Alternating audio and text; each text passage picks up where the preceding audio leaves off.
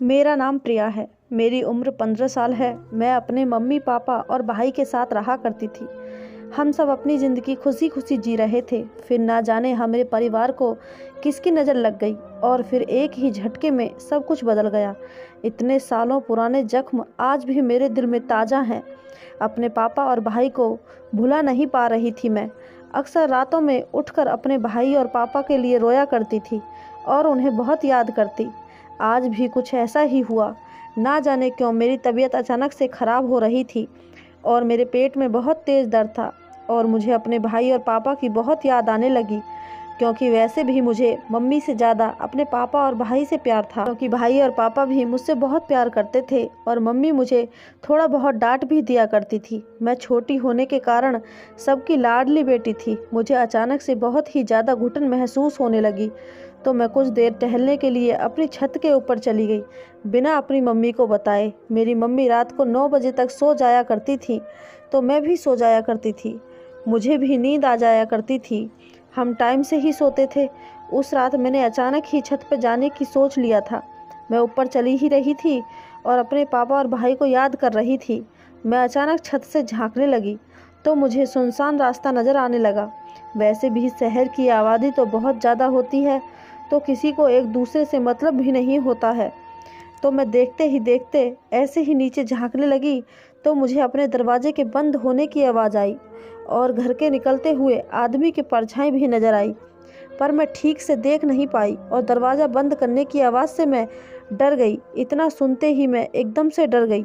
सबसे पहला मेरा ख्याल मेरे दिमाग में यही आया कि यह कोई चोर अंदर आ गया है, चोरी करने आया है। मैं एकदम से डर की वजह से छत का दरवाज़ा बंद करके नीचे की तरफ भागी। हमारी छत ऊपर तीसरी मंजिल पर थी। मैं नीचे की तरफ बहुत तेज़ी से गई थी। 2 मिनट के अंदर ही मैं नीचे पहुंच गई थी और मैं नीचे जाकर अपने सारे कमरों में जाकर देखने लगी और मैंने अपनी मम्मी को आवाज़ दी। मम्मी पहली ही आवाज़ पर उठकर बैठ गई और पूछने लगी, क्या हुआ प्रिया, तुमने कोई भूत देख लिया है क्या? तुम्हारी इतनी सांस क्यों फूली हुई है? क्या हुआ है तुझे? कहाँ से आई हो? तो इतनी भागकर तेरी सांस क्यों फूली हुई है? फिर मैंने उनके पास बैठकर उन्हें बताने लगी। क्योंकि मेरे पेट में दर्द था, मैं ऊपर टहलने के लिए गई थी। फिर अचानक से मेरी दरवाजे पर नज़र पड़ी। कोई हमारे दरवाजे से आदमी निकल कर गया था। मुझे पक्का यकीन है कि वह कोई चोर था। आप सारा सामान चेक करें, कहीं कोई सामान तो चोरी नहीं हुआ। हमारे पास तो थोड़े बहुत ज्वेलरी भी हैं। मेरी बात सुनकर मम्मी ज़ोर ज़ोर से हंसने लगी और मैं उन्हें हैरानी से देखने लगी, क्योंकि मैंने तो ऐसा कोई जोक नहीं मारा था जिसके ऊपर वह इतनी हंस रही थी। वह कहने लगी, पागल, वो तो तेरे पापा की आत्मा थी। वह तो तेरा और मेरा हाल पूछने आए थे। जैसे ही उन्होंने ये बात मुझे बताई तो मैं एकदम से हैरान रह गई। ऐसा कैसे हो सकता है, मरने के बाद इंसान की आत्मा वापस आ जाए? मैंने मम्मी से कहा, ऐसा नहीं हो सकता, आप मुझसे मजाक कर रही हैं। वह मेरी बात सुनकर सिर हिलाने लगी और कहने लगी, आज पूर्णिमा की रात है और आज के दिन जो हमें छोड़कर चले जाते हैं उनकी आत्मा अपने घर घूमने आती हैं।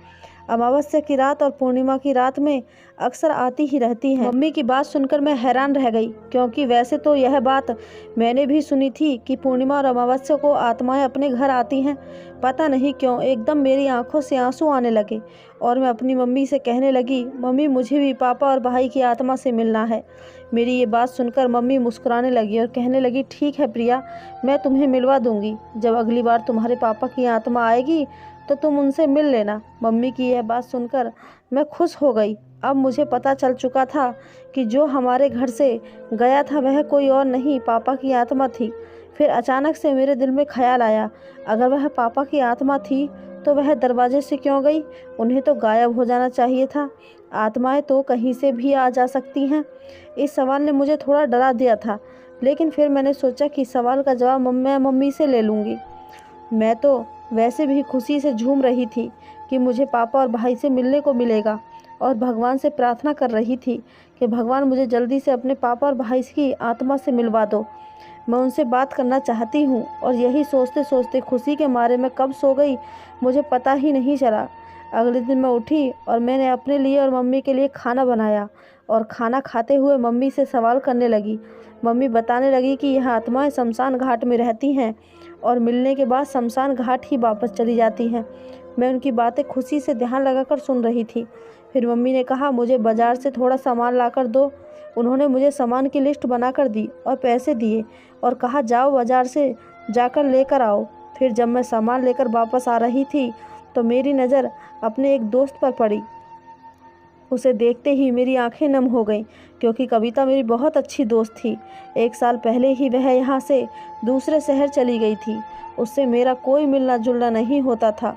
मैं उसे देखकर वहीं खड़ी की खड़ी रह गई, क्योंकि मैं उसे पूरे 1 साल बाद देख रही थी और मैं भागकर उसके गले लग गई। वह भी कहने लगी, मैं तुम्हें ही ढूंढ रही थी, और कहने लगी, तुम कैसी हो, चलो मेरे घर चलो प्रिया। उसके ज़्यादा कहने के बाद मैं उसके साथ उसके घर चली गई और हमने जाकर बातें शुरू कर दी। मैंने उसे अपने पापा और भाई के मरने के बारे में बताया। यह सुनकर वह कहने लगी, तुम्हें मैं एक बात कहूँ, मेरा विश्वास करोगी? मैंने कहा, हाँ क्यों नहीं, तुम तो मेरी सबसे अच्छी फ्रेंड हो, मैं तुम्हारा विश्वास क्यों नहीं करूँगी। फिर वह बताने लगी, तुम्हारे पापा और भाई की कोई एक्सीडेंट से मौत नहीं हुई है, उन्हें मारा गया है। और मेरे पापा की यह बात जानते हैं। जब उस दिन हम गांव छोड़कर जा रहे थे, हमने वह सब अपनी आंखों से होते हुए देखा था। वह कोई औरत थी जो तुम्हारे भाई और पापा को मार रही थी। मेरे पापा तो उस औरत के पीछे भी भागे थे, लेकिन उस औरत ने अपना चेहरा नकाब से ढका हुआ था। इतने में पुलिस आ गई और वह औरत भी हाथ नहीं आ सकी। पापा ने उन्हें इस मामले की जांच करने को कहा और तुम्हारे पापा और भाई को तुम्हारे घर भिजवाया, क्योंकि पुलिस अंकल मेरे पापा के दोस्त थे। कविता की बात सुनकर मैं तो एकदम से दंग रह गई थी। मैं सोच रही थी कि क्यों कोई औरत मेरे पापा और भाई को क्यों मारेगी। मैं यही सोचते सोचते अपने घर आ गई और घर आते ही अपनी मम्मी से बताने लगी। मेरी बातें सुनकर मम्मी अपने माथे पर आया पसीना साफ कर रही थी। पता नहीं क्यों उन्हें इतना पसीना आ रहा था। और फिर अचानक से रोने लगी और कहने लगी, हे भगवान, जिसने भी मेरे बच्चे और पति को मारा है उसको कभी माफ़ मत करना। पर मुझे अपनी तबीयत भी खराब लग रही थी। मैंने दवाई ली और जल्दी से सो गई। अगले कुछ दिन बाद फिर से मैं बाजार गई। फिर से उस दिन मुझे अपनी दूसरी फ्रेंड सविता मिल गई। पता नहीं क्यों वह मुझे अजीब सी नज़रों से घूर घूर कर देख रही थी। मैं उसके पास गई और उससे पूछने लगी कि क्या हुआ है तुम्हें, तुम मुझे इस तरह क्यों देख रही हो। और वह मुझसे छुटते ही कहने लगी कि तुम्हारे घर कौन आता है जाता है। मैंने उससे कहा, मेरे घर तो कोई आता जाता नहीं है, तुम मुझसे ये सवाल क्यों कर रही हो। वह मेरी बात सुनकर हंसने लगी और कहने लगी, अच्छा तो तुम अपनी माँ को अभी अच्छी तरह से जानती नहीं हो। मैंने उससे कहा, मुझे तो कुछ भी समझ नहीं आ रहा है, तुम क्या कर रही हो।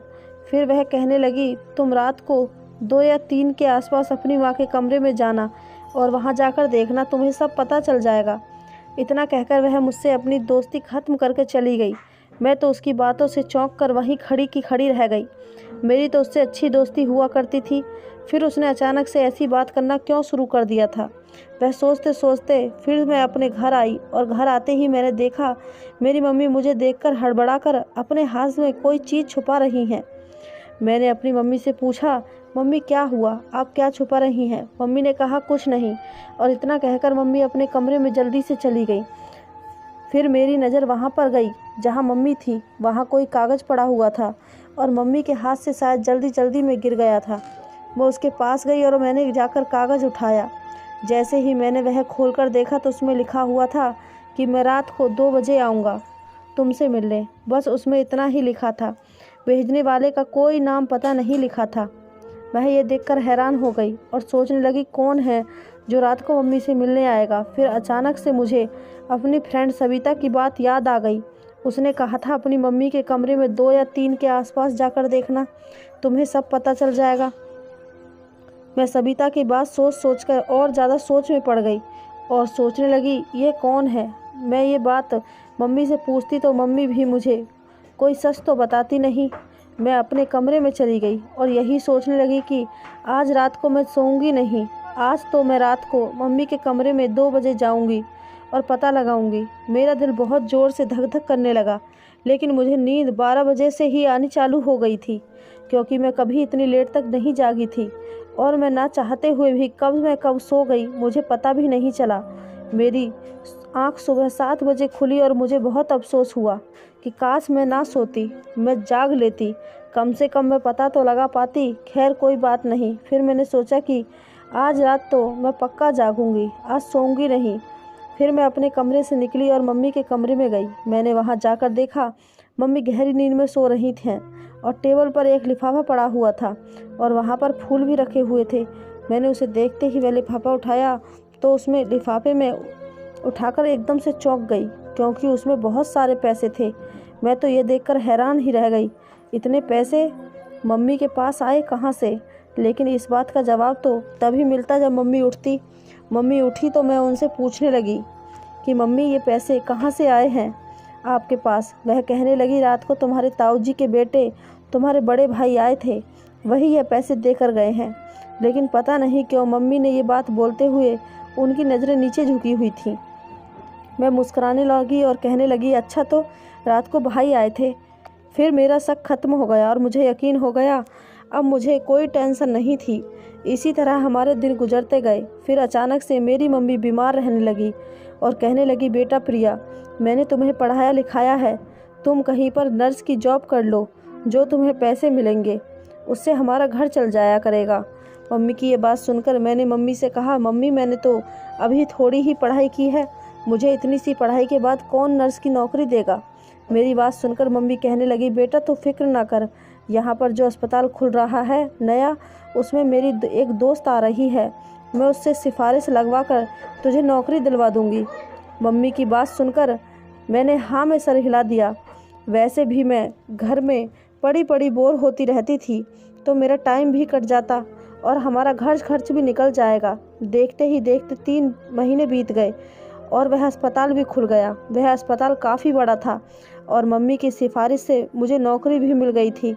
आज मेरा जाने का पहला दिन था और मैं बहुत खुश थी, क्योंकि मैं गांव के अस्पताल में ही नर्स की नौकरी के लिए सिलेक्ट हो चुकी थी। उसके पीछे मेरी मम्मी का ही हाथ था, नहीं तो मैं कहाँ नर्स बनने के लायक थी। मैं अच्छे से तैयार हुई और मैंने ब्लैक कलर का सूट डाला। मैं तैयार होकर जाने लगी और मम्मी से मिलने लगी। मेरी मम्मी बिस्तर पर लेटी हुई थी, उनके बस का चलना फिरना नहीं था, वह ज़्यादा ही बीमार रहने लगी थी और उनके इलाज के लायक हमारे पास पैसे भी नहीं थे कि हम उनका इलाज करा सके। मैंने तो बहुत जगह जाकर कई अस्पतालों में बात भी की थी, डॉक्टरों के आगे भीख भी मांगी थी कि मेरी माँ का इलाज कर दो, मैं तुम्हें सारा पैसा लौटा दूंगी। लेकिन किसी भी डॉक्टर ने मेरी मदद नहीं की। उन्हें तो हर हाल में फीस और इलाज के पैसे पहले चाहिए थे। उनका मकसद गरीब लोगों की मदद करना नहीं था, बस उनको तो किसी भी हाल में पैसा चाहिए था। पर जो भी हो, मैं अस्पताल आ गई, लेकिन मुझे ऐसे लोगों से शुरू से ही नफरत थी और सोच रही थी जो भी मुझे पैसे मिलेंगे उससे मैं अपनी मम्मी का अच्छे से इलाज कराऊंगी, क्योंकि मैं उनको अच्छी और सेहतमंद देखना चाहती थी। मैं हॉस्पिटल पहुंची और मम्मी के दोस्त के पास पहुंच गई। उन्होंने मेरी बात एक लेडी डॉक्टर सानिया से करा दी, क्योंकि मुझे डॉक्टर सानिया के साथ ही रहना था। डॉक्टर सानिया बहुत खड़ूस और मुझसे उम्र में बड़ी थी, वह मुझे बिल्कुल भी अच्छी नहीं लगती थी, लेकिन कुछ भी हो मुझे उनके साथ ही रहना था। आज के ही दिन हॉस्पिटल खुला था तो और भी नर्सेज आई थी। कुल मिलाकर हम 12 नर्स हो गई थी। हम मिलकर यहाँ सब काम करने लगे। हमारी पहली बार थी तो हमें बहुत ही कम पैसे देने को कहा। हमें 2000 देने के लिए कहा गया था। हमें यहाँ काम करते करते 2 महीने हो चुके थे, लेकिन हमारे पैसे नहीं बढ़ाए गए थे। अब तो मुझे गुस्सा भी आने लगा था। इन पैसों में तो सिर्फ बिजली का बिल और दूध का बिल ही हो पाता था। इतने कम पैसों में तो हमारा गुजारा हो नहीं रहा था। मैं अपनी मम्मी का इलाज कैसे कराती? मम्मी को बीपी और शुगर और हार्ट की बीमारी थी, मगर हमारे पास पैसे ना होने की वजह से उनका इलाज नहीं हो पाया था। तो अब इसलिए उनकी और ज़्यादा तबीयत ख़राब रहने लगी थी। और यह अस्पताल नया खुला था तो यहाँ पर मरीज भी बहुत कम आते थे। एक यहाँ मेल डॉक्टर भी बैठा करते थे। मेरी ड्यूटी का टाइम दोपहर 10 बजे से शाम 7 बजे तक का था और मुझे उसमें ब्रेक भी मिलता था 1 घंटे का, और उस टाइम मेरा ब्रेक का टाइम हो रहा था। मैंने अपनी 2 फ्रेंड्स भी बना ली थी। एक का नाम काजल था और एक का नाम कोमल था। हम तीनों कैंटीन में बैठे हुए थे। काजल बहुत परेशान नज़र आ रही थी और कह रही थी मुझे कुछ पैसों की बहुत ज़्यादा ज़रूरत है। उसकी परेशानी सुनकर मैं और कोमल परेशान हो गए। तो मैंने काजल से कहा चलो हम डॉक्टर सविता से सैलरी बढ़ाने की बात करते हैं। फिर हम तीनों मिलकर सविता मैम के पास गए और उनसे सैलरी बढ़ाने की बात करने लगे। हमारी बात सुनते ही ना जाने क्यों उन्हें बहुत गुस्सा आ गया और कहने लगी 6 महीने तक किसी की सैलरी नहीं बढ़ेगी। सविता मैम बहुत सख्त दिल की थी। अगले दिन काजल कहने लगी मेरे पास एक आइडिया है, उसे हम कुछ पैसे कमा सकते हैं। लेकिन जो प्लान काजल ने बताया था वह ठीक तो नहीं था, लेकिन उसके अलावा हमारे पास और कोई रास्ता भी नहीं था। फिर हाफ डे ख़त्म हुआ और हम सब अपने अपने काम पर लौट गए। गायनिक के बोर्ड में भी यह अस्पताल बहुत बड़ा था और बिल्डिंग बहुत पुरानी थी। डॉक्टर्स बहुत कम थे, लेकिन कुछ भी हो डॉक्टर सविता के पास एक औरत आई। उसका पेट बढ़ा हुआ था। ऐसा लग रहा था देखकर जैसे वह पूरे 9 महीने पेट से हो। वो टेबल पर बैठी करा रही थी। डॉक्टर सविता ने उसे बेड पर लिटा दिया और पर्दा आगे कर लिया। मैं उन्हें दोनों को देख नहीं सकती थी, लेकिन जब 10 मिनट बाद डॉक्टर सविता ने पर्दा हटाया तो मेरी आंखें फटी की फटी रह गईं, क्योंकि अब उस औरत का पेट पतला हो चुका था। यूँ लग रहा था कि यह पेट से ही नहीं है। मैं तो यह देखकर हैरान रह गई। उसके कोई बच्चा तो हुआ नहीं था, फिर भी उसका पेट इतना अंदर कैसे हो गया। फिर वे दोनों बाहर चली गई। मैं उस बेड के पास आई, चारों तरफ अच्छी तरह से देखा, लेकिन वहाँ कुछ नहीं मिला जिससे ये साबित हो सके कि उसने कोई बच्चे को जन्म दिया है। यह आखिर कैसा राज था जो मैं समझ ही नहीं पा रही थी। आज मैं, कोमल और काजल छुपके से हॉस्पिटल में फैल गए। मैं डॉक्टर सचिन के कमरे में आ गई और वह भी अपने कमरे में नहीं थे। बिना आवाज़ किए उनका ड्रॉ खोला और दवाइयों का डिब्बा उठा लिया और चुपके से निकल गई। और वह डिब्बा हमने काजल को दे दिया और काजल ने कहा मैं यह डिब्बा अपने अंकल को दे दूंगी। मेरे अंकल का मेडिकल है और इसके बदले उनसे पैसे ले लूँगी और उन पैसों को आधा आधा बांट लेंगे। यह सुनकर मैं तो बहुत खुश थी। आज मैं जब घर पहुंची तो मेरी मम्मी ने अपने रूम का दरवाज़ा बंद किया हुआ था। मैंने दरवाज़ा खटखटाया तो मम्मी के रूम में किसी लड़की के रोने की आवाज़ आ रही थी। मैं परेशान हो उठी और मम्मी को आवाज़ देने लगी। फिर मम्मी ने दरवाज़ा खोला तो अंदर से मम्मी निकल कर आई, तो मुझे तो वहाँ कोई लड़की दिखाई नहीं दे रही थी। मैंने हैरत से मम्मी से पूछा कि मुझे अभी किसी लड़की के रोने की आवाज़ आ रही थी, वह लड़की कौन थी। यह सुनकर मम्मी कहने लगी वह एक बड़ी हुई लड़की थी जो भी भटक कर यहाँ आ गई थी। अब वह वापस चली गई है। मम्मी की बात सुनकर मैं एक बार फिर परेशान हो उठी। आज मैं मम्मी से पूछने लगी मम्मी आप पापा की आत्मा क्यों नहीं आती। मैं तो उनका कब से इंतज़ार कर रही हूँ और उनसे मिलना भी चाहती हूँ। मम्मी कहने लगी बेटा प्रिया, पापा की आत्मा आती है, जिस टाइम आती है तुम उस टाइम सोई हुई होती हो। अब की बार वह आएंगे तो मैं तुम्हें उठा दूँगी। मम्मी हर बार ऐसे ही कहा करती थी। इस बार भी मैंने उनकी बात मान ली। फिर मैं अगले दिन हॉस्पिटल गई और सविता मैम के कमरे में गई और वहाँ से एक लड़की निकल रही थी। उस लड़की को देखकर ऐसा लग रहा था कि जैसे वह लड़की 8 महीने गर्भवती हो, लेकिन जब वह लड़की कमरे में गई तो उसका पेट बढ़ा हुआ नहीं था। मेरा तो दिमाग ही घूम गया। मुझे तो उस हॉस्पिटल में सब कुछ अजीब ही लगता था। जहाँ देखो बहुत अजीब हो रहा होता। कभी कहीं से चीखों की आवाज़ आ रही होती तो कभी कहीं से कुछ, कभी कहीं से कुछ हो रहा होता।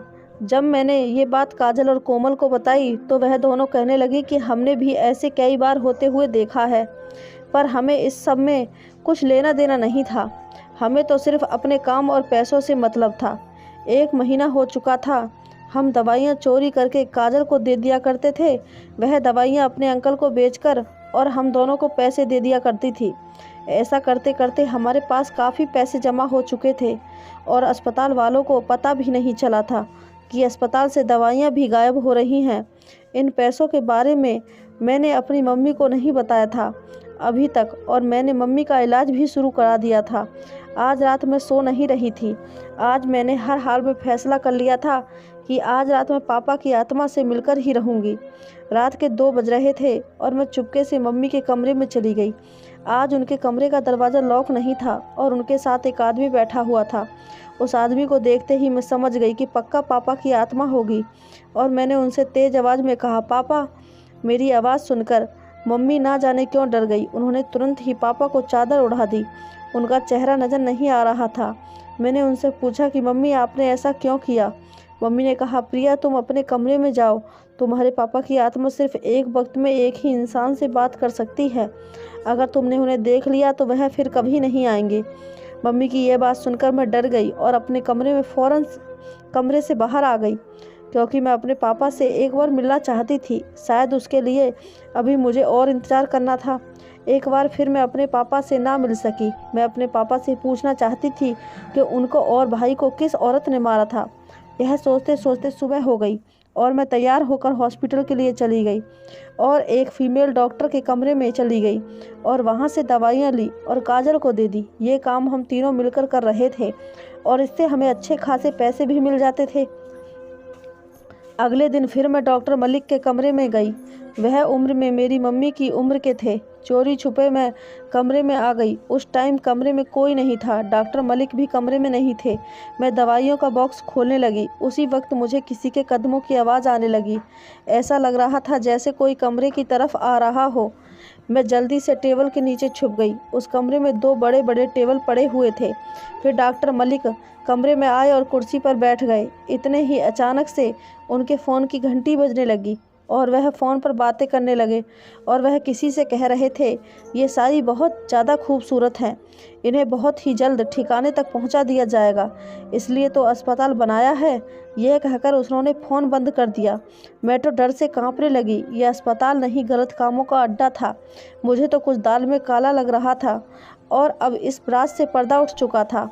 पर जो भी हो, मैंने जो दवाइयों का डिब्बा उठाया था, मैं उसे खोलने लगी तो मैं उसे खोलते ही देखकर दंग रह गई, क्योंकि उसमें एक फ्रेम था।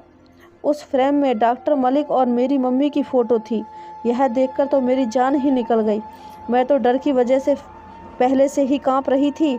मैं सोचने लगी कि इतनी बुरी सोच वाले डॉक्टर से मेरी मम्मी का क्या रिश्ता हो सकता है। मैं सोच ही रही थी कि इतने में डॉक्टर मलिक उठकर कमरे से चले गए।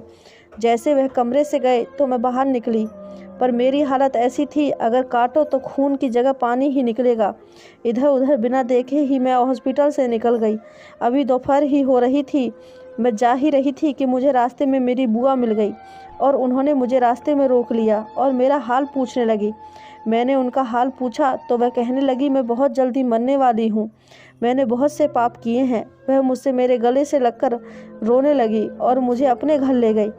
फिर उन्होंने सच्चाई बताना शुरू किया। मैं रोने लगी, फूट फूट कर रो रही थी। बुआ मुझे लेकर पुलिस स्टेशन गई और मैं वहाँ से बुआ के साथ बुआ के घर ही आ गई थी। मैं अपनी मम्मी के पास नहीं थी। फिर बुआ ने मेरी बात सुनने के बाद उन 12 लड़कियों को अपने घर बुलाने को कहा, जो हमें सबूत मिल सके। हमने सारे सबूत पुलिस को दे दिए और हम सब बच गए थे। अगले दिन जब मैं अपने घर गई तो घर पहुंचते ही मम्मी मुझसे पूछने लगी, कहाँ गई थी तुम, कहाँ थी? कल से मैंने उनकी तरफ देखा तो उनके चेहरे पर बिल्कुल भी परेशानी नहीं थी और मैंने उनसे कहा, मैं आपको आपकी असली जगह लेकर जाऊंगी, आप बेफिक्र हो जाएं, आपका खेल खत्म। ये सुनकर दंग रह गई। घबरा कर कहने लगी, क्या मतलब है प्रिया तेरा? तू क्या बोल रही है और क्या बकवास कर रही है? इतने में ही पुलिस घर में आ गई और उन्होंने मम्मी को घेर लिया।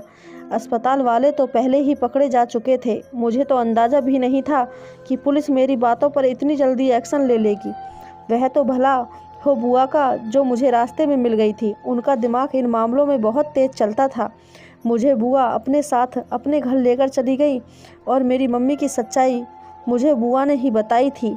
सच्चाई ये थी कि मम्मी की सगी बेटी नहीं थी।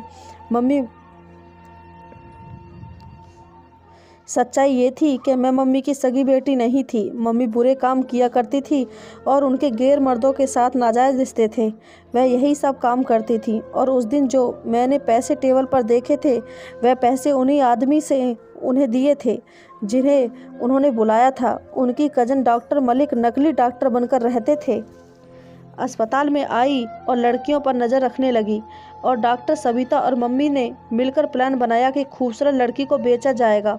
उसके बाद वह अमीर होकर दूसरे देश चले जाएंगे। उन्होंने खुद भी मुझे और भाई को अस्पताल से चोरी किया था, क्योंकि वह माँ नहीं बन सकती थी। वह हमसे इसलिए प्यार नहीं करती थी, बस पापा अच्छे इंसान थे। पापा ने हमें बड़े ही प्यार से पाला था। मम्मी ने हमारे साथ बहुत गलत किया था, हमें हमारे असली माँ बाप से अलग कर दिया था। जब मेरे पापा को मम्मी के गलत इरादे पता चले थे तो उन्होंने गलत काम करने से रोका था। इसलिए मेरी मम्मी ने मेरे पापा और मेरे भाई को मार दिया था। डॉक्टर सविता असली डॉक्टर थी, लेकिन वह पैसों के लिए गलत काम किया करती थी और बुआ ने मेरी शादी अपने फ्रेंड के बड़े बेटे से करा दी थी और आज मैं बहुत खुश हूँ और अपनी ज़िंदगी जी रही हूँ। तो दोस्तों, आपको मेरी कहानी कैसी लगी कमेंट बॉक्स में अवश्य बताएं। वीडियो को लाइक और चैनल को सब्सक्राइब ज़रूर करें। धन्यवाद दोस्तों।